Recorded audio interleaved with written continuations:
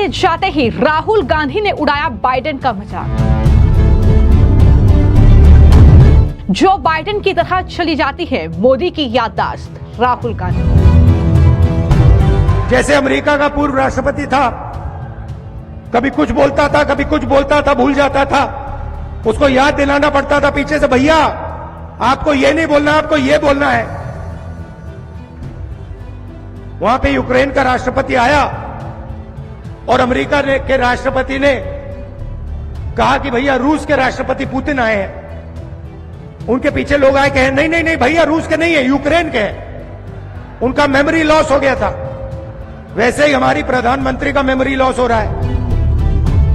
मोदी के अपमान पर कंगना रनौत ने राहुल गांधी को सिखाया सबक। प्रधानमंत्री जी का भाषण सुनेंगे 1 घंटा, वो कभी पेपर नहीं देखते हैं। वो राहुल जी को 1-1 मिनट के लिए भी छोटे छोटे चिट्स जो है वो उनको देने पड़ते हैं, नहीं तो वो बात नहीं कर सकते, 1 मिनट बात नहीं कर सकते राहुल गांधी।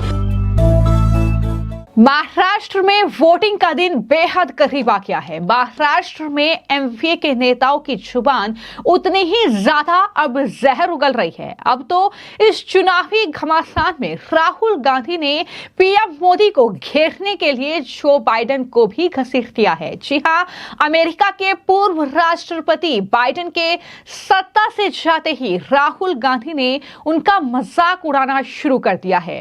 राहुल गांधी ने बाइडेन से पीएम मोदी की तुलना करते हुए कहा कि मोदी शायद याददाश्त खोने की समस्या से जूझ रहे हैं। इस तरीके की बातें जो हैं वो राहुल गांधी ने की। यानी यहां पर राहुल गांधी उसी बाइडेन का मजाक बना रहे हैं जिन्होंने राहुल गांधी को खूब मदद की प्रधानमंत्री नरेंद्र मोदी को घेरने के लिए, उन्हें टारगेट करने के लिए, डायरेक्ट तरीके से नहीं लेकिन इनडायरेक्ट तरीके से। लेकिन चूंकि वहां पर अब डोनाल्ड ट्रंप सत्ता पर काबिज हो चुके हैं तो राहुल गांधी का अब बाइडेन से कोई काम नहीं रह गया है। ऐसे में वो इस तरीके से अब पीएम मोदी की मेमोरी लॉस हो गई है। वो अब हमारे ही बयान दोहरा रहे हैं। इस तरीके की बातें करते हुए राहुल गांधी ने किस तरीके से बाइडेन का जिक्र करते हुए पीएम मोदी पर हमला बोला, सबसे पहले वो सुनिए। मेरी बहन मुझे बता रही थी कि उन्होंने मोदी जी का भाषण सुना और उस भाषण में उन्होंने, मेरी बहन ने मुझे कहा कि जो हम बोलते हैं वही मोदी जी आजकल बोल रहे हैं। पता नहीं शायद मेमोरी लॉस हो गया है।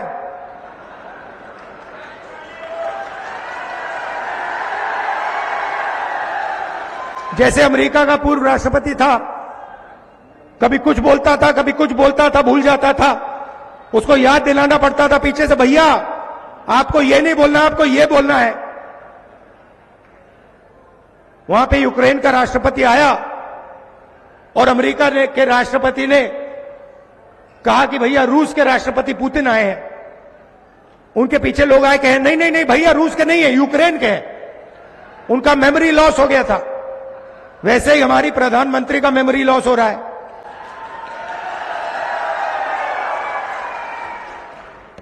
पता नहीं शायद अगली मीटिंग में आपके पास आएंगे, कहेंगे भैया महाराष्ट्र की सरकार सोयाबीन के लिए 7,000 रुपए देती है प्रति क्विंटल। मैंने कहा कि बीजेपी कॉन्स्टिट्यूशन पे आक्रमण कर रही है। वो कहते हैं कांग्रेस पार्टी संविधान पर आक्रमण कर रही है। हर भाषण में मैं कह रहा हूं, मैं इसको लेके खड़ा हो रहा हूं, कह रहा हूं कि भाई इस पर बीजेपी आक्रमण कर रही है। 1 साल से मैं बोल रहा हूं। मोदी जी को पता लगा कि लोगों को गुस्सा आ रहा है तो मोदी जी कह रहे हैं, राहुल गांधी कह रहा है कि राहुल गांधी संविधान पर आक्रमण कर रहा है। मैं हर मीटिंग में कहता हूं कि 50% की रिजर्वेशन की जो दीवार है उसको हम तोड़ के परे कर देंगे। लोकसभा में मैंने नरेंद्र मोदी जी के सामने बोला कि 50% की जो रिजर्वेशन की दीवार बना रखी है, जिसको आप नहीं तोड़ना चाह रहे हो, उसको हम लोकसभा में तोड़ के दिखाएंगे। उनके सामने मैंने बोला मेमोरी लॉस हो गई। मोदी जी कहते हैं राहुल गांधी रिजर्वेशन के खिलाफ है। तो आपने राहुल गांधी को सुना, जो कि अमेरिका के राष्ट्रपति रहे जो बाइडेन की याददाश्त का मजाक उड़ा रहे हैं और इस तरीके से खिल्लियां उनकी एक तरीके से उड़ा रहे हैं। पीएम मोदी को भी वो इस तरीके से अपमानित कर रहे हैं। लेकिन जब राहुल गांधी के इस बयान पर बीजेपी की जो सांसद हैं कंगना रनौत, उनसे जवाब मांगा गया तो उन्होंने साफ तौर पर राहुल गांधी पर जोरदार हमला बोलते हुए ये बताया कि किस तरीके से पीएम मोदी और राहुल गांधी में बड़ा फर्क है। उन्होंने कहा कि दरअसल राहुल गांधी को एक भाषण पढ़ने के लिए, एक भाषण देने के लिए कई बार पन्नों को पलटना पड़ता है, कई बार मिनट मिनट में पढ़ना पड़ता है, लेकिन पीएम मोदी 1 घंटे तक स्पीच दे और वो भी बिना कागज की। तो यही फर्क है राहुल गांधी और पीएम मोदी में। किस तरीके से कंगना रनौत जमकर बरसी राहुल गांधी पर, जरा सुनिए।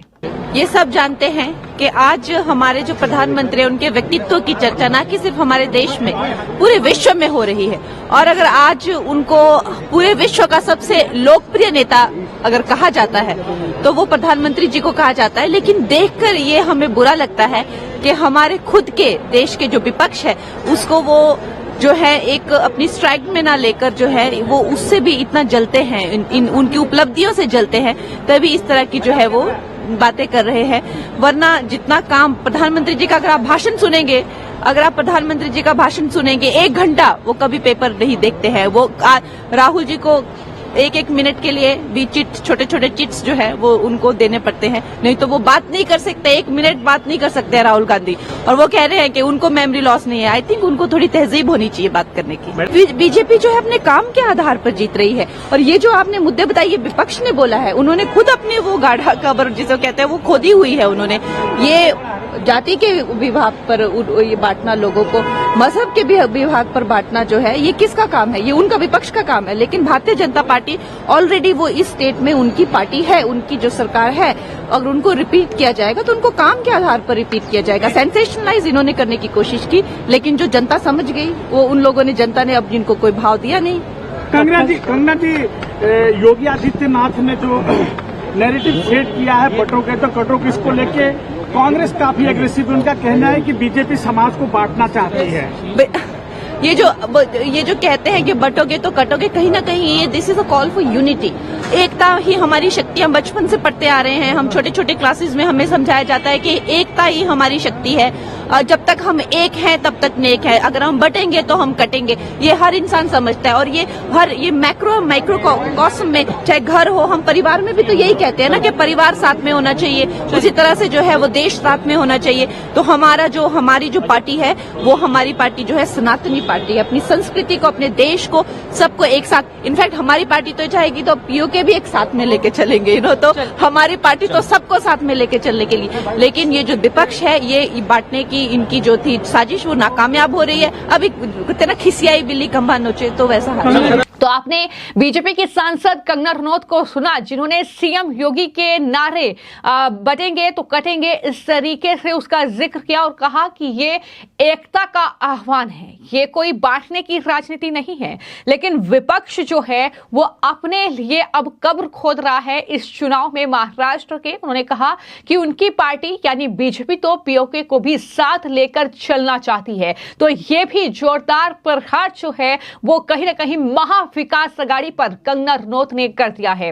तो आपने कंगना रनौत को सुना। इसी के साथ बीजेपी के जो नेता हैं, केंद्रीय मंत्री रहे हैं अनुराग ठाकुर, उनका भी जवाब सामने आया। जिस तरीके से लगातार राहुल गांधी प्रधानमंत्री की मेमोरी लॉस होने की बात कर रहे हैं, वो प्रधानमंत्री जिन्हें विश्व पटल पर हर रोज सराहा जाता है, जिन्हें देश के, दुनिया के सर्वोच्च सम्मान से नवाजा जाता है, वो राहुल गांधी अब पीएम मोदी की इस तरीके से उनकी याददाश्त कमजोर हो गई है, वो मेरे ही बयानों को दोहरा रहे हैं, इस तरीके की बातें कर रहे हैं। तो इस बीच अनुराग ठाकुर ने न सिर्फ राहुल गांधी पर हमला बोला, बल्कि वहां पर उन्होंने उद्धव ठाकरे को भी घेरा और ये पूछा कि जो उद्धव ठाकरे दरअसल ये कहते थे कि ऐसे लोगों को जूते मारने चाहिए जो वीर सावरकर का अपमान करते हैं, आज वो उद्धव ठाकरे कहां हैं जब राहुल गांधी वीर सावरकर का अपमान करते हैं, जब इस तरीके की बातें महाराष्ट्र में कही जाती हैं, जब हिंदुत्व को आतंकवाद कहकर संबोधित किया जाता है,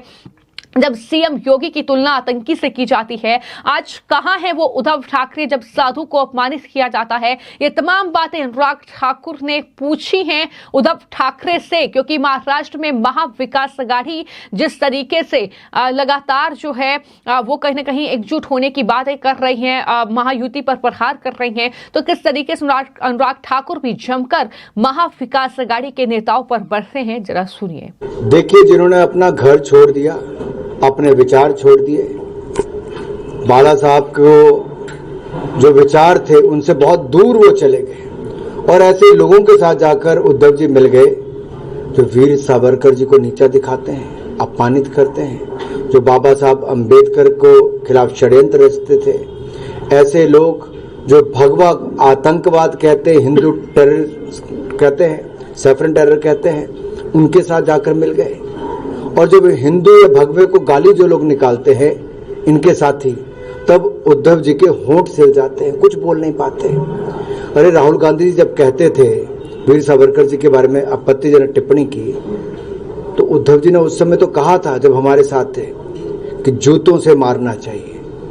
आज जब वीर सावरकर का अपमान होता है तो उद्धव ठाकरे का जुबान पर लगाम क्यों लग जाती है? आज जब भगवा रंग के ऊपर आपत्तिजनक टिप्पणी कांग्रेस के राष्ट्रीय अध्यक्ष और बाकी नेता करते हैं तो उद्धव ठाकरे जी विरोध क्यों नहीं करते, क्यों चुप हो जाते हैं? बाला साहब ने जो भगवा रंग पहना तो क्या उसका उद्धव जी विरोध करते थे? पर लोगों से कल वो अपील कर रहे थे, आप मेरे साथ खड़े नहीं होंगे तो मैं रिटायर हो जाऊंगा। तो स्पष्ट दिखता है उनकी बात से कि जनता उनके साथ नहीं खड़ी है, उनको घर पे बैठना पड़ेगा, क्योंकि उन्होंने जिसको जनता ने चुना था भारतीय जनता पार्टी के साथ, इन्होंने हमारा साथ नहीं दिया, छोड़कर गए मुख्यमंत्री बनने के लिए और बेटे को मंत्री बनाने के लिए, और जनता उसका करारा जवाब देगी। इस तरह के इन्होंने नेता चुने यहाँ पे वसूली वाले, जिनका आतंक है नासिक जैसे शहर में, जो बम धमाके वालों के साथ डांस करते मिलते हैं, यहाँ पे दुकान से हर व्यापारी से वसूली करते मिलते हैं, वो इनके उम्मीदवार हैं। कल जिस तरह से नंगा नाच यहाँ पर हुआ, तबाही मचाने का काम किया, गुंडागर्दी की गई, पैसे बांटने के साथ साथ जिस तरह से तलवारें चलाई गई, तो आपको नहीं लगता ये गलत था?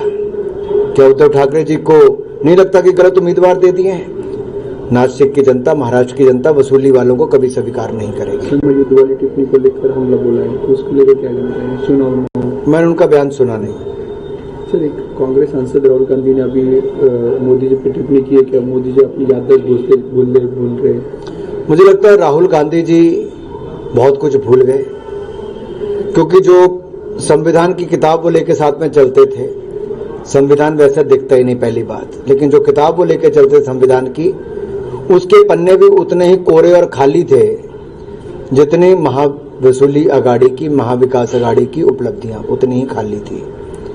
और इसीलिए उस संविधान की जो लाल रंग की पुस्तिका वो लेके चलते हैं, उसमें जो लिखा है वो सुप्रीम कोर्ट के सीनियर वकील ने प्रस्तावना में लिखा है कि इंदिरा गांधी जी ने इमरजेंसी लगाकर देश पर वो आपातकाल थोपा था, वो काला अध्याय था। अगर बाबा साहब अंबेडकर का संविधान नहीं होता तो गरीब आदमी को अपने अधिकार नहीं मिल पाते। अंदर शायद वो भूल गए और कभी पढ़ा भी नहीं होगा कि इसके अंदर क्या है। राहुल गांधी ने भाजपा पे आरोप लगाए, क्या भाजपा जो है वो गरीब लोगों के साथ नहीं है, वो धारावी की जो झोपड़पट्टी है वहाँ पे वो अंदानी आनंद को बेचना चाहते हो? कांग्रेस ने 60 साल देश में राज किया और गरीब को और गरीब किया, ना पक्के मकान दिए, ना उचित सुविधाएं दी, ना शौचालय दिया। मोदी सरकार ने 4 करोड़ पक्के मकान बनाकर दिए 10 साल में, 3 करोड़ पक्के मकान और मंजूर कर दिए प्रधानमंत्री आवास योजना में, 12 करोड़ शौचालय हमने बनाकर दिए, 13 करोड़ घरों को नल से जल की सुविधा दी, 80 करोड़ लोगों को मुफ्त में अनाज दिया, 60 करोड़ लोगों को मुफ्त में इलाज दिया आयुष्मान भारत योजना में, और अब 70 साल से ज्यादा वालों को 5 लाख का इलाज हमने मुफ्त में दिया है। राहुल गांधी जी, आपकी परिवार की 4 पीढ़ियां सत्ता में आई लेकिन कुछ नहीं कर पाई। अब जब मोदी सरकार और पक्के मकान बनाकर देना चाहती है तो आप लोगों को झुग्गियों में ही रखना चाहते हो। हम कहते हैं जहां झुग्गी वहां मकान। शरद पवार ने अभी ये किया है। किसको? शरद पवार ने क्या कहा है? लव जिहाद के मुद्दे को लेकर शरद पवार जी से मैं कहता हूं 7 वाले राज्य में जाकर देखिए, झारखंड में लव जिहाद, लैंड जिहाद और अब जॉब जिहाद चल रहा है। और ये घुसपैठियों को संरक्षण दिया तो वहां की आरजेडी, कांग्रेस और झारखंड मुक्ति मोर्चा की पार्टी ने दिया। हजारों की तादाद में बांग्लादेशी घुसपैठियों ने आकर आदिवासी बहनों की आबरू और आवाज दोनों को लूटने का काम किया है। क्या इनको ये मंजूर है लव जिहाद? शिमला में इनके कांग्रेस के मंत्री ने विधानसभा में कहा, मंत्री ने, सिटिंग मंत्री ने, कि यहां पर इल्लीगल मस्जिदें बन रही हैं, स्थानीयों के जॉब्स पर जिहाद हो रहा है, जॉब जिहाद हो रहा है, लैंड जिहाद हो रहा है, लव जिहाद हो रहा है। ये मैंने नहीं कहा, कांग्रेस के मंत्री ने कहा। तो शरद पवार जी जागिए, सत्ता के लिए ऐसे लोगों को संरक्षण मत दीजिए जो लव जिहाद, लैंड जिहाद और जॉब जिहाद कर रहे हैं। एक उद्धव ठाकरे को लेकर ये स्थानीय मुद्दा बनाया जा रहा है। अंग्रेज चले गए लेकिन अपनी मानसिकता कांग्रेस को देकर गए हैं, बांटो और राज करो, और देश अब बंटने के लिए तैयार नहीं। चाहे राहुल जी देश को बांटने वालों के साथ खड़े हो जाएं, उनको अपनी पार्टी में शामिल करा लें। जो नारे लगाते थे भारत के टुकड़े हो हजार, इंशाअल्लाह इंशाअल्लाह, भारत का नामो निशान मिटा देंगे, उनको राहुल गांधी जी ने कांग्रेस में शामिल किया। और ये कांग्रेस और अन्य दल जाति, धर्म, संप्रदाय और बोली के नाम पर, क्षेत्र के नाम पर देश को बांटना चाहते हैं। हम बंटने नहीं देंगे, हम कटने नहीं देंगे, तभी हम कहते हैं एक रहेंगे तो सेफ रहेंगे। सर, एक आखिरी सवाल, 370 मुद्दा जो है सुरक्षित महसूस कर रहे हैं, तो उसको लेकर क्या कहना? धारा 370 जब तक लगी थी तब तक पथराव होता था, आतंकवाद था, विकास कार्य ठप थे। जैसे मोदी सरकार ने धारा 370 हटाई, वहां पर विकास की नई ऊंचाइयां पाई, वहां पर पर्यटन नई ऊंचाइयों पर गया, निवेश वहां पर बहुत आया, लोगों की आमदन बहुत बड़ी है। लेकिन कांग्रेस कभी नहीं चाहती कि कश्मीर का समस्या हल होती। हमने हल करके दिखाई तो कांग्रेस को मिर्च लगती है। ये नेहरू जी की सबसे बड़ी भूल थी, ब्लंडर था। ऐसे जख्म जो कश्मीर को दिए, ये पंडित नेहरू की गलतियों के कारण, उनकी सोच के कारण है, और उसमें सुधार किसी ने किया तो नरेंद्र मोदी जी की सरकार ने किया। और कांग्रेस और नेशनल कॉन्फ्रेंस अब चाहती है कि जम्मू कश्मीर फिर चले, वहां फिर पथराव हो, फिर सैनिकों पर हमले हो। हम ऐसा कभी नहीं होने देंगे। अब कभी भी 370 वापस नहीं आएगी। 370 सदा सदा के लिए समाप्त हो चुका है। तो आपने सुना कि किस तरीके से राहुल गांधी ने जब बाइडेन से पीएम मोदी की तुलना की और इस तरीके से उनका मजाक उड़ाया, तो उस पर जनता ने यही रिएक्ट किया कि राहुल गांधी क्या ये भूल चुके हैं कि किस तरीके से जो बाइडेन जब अमेरिका के राष्ट्रपति थे तो उनकी बहुत मदद की। जब आपकी पार्टी सत्ता में नहीं है तो अब आपके मानसिक स्वास्थ्य पर वो कटाक्ष कर रहे हैं, ये बाइडेन को लोग कह रहे हैं। तो इस तरीके से कहीं ना कहीं अब राहुल गांधी को लोग जमकर सोशल मीडिया पर ट्रोल कर रहे हैं। फिलहाल आपकी इस खबर को लेकर क्या राय है, हमें कमेंट बॉक्स में जरूर लिखें। धन्यवाद।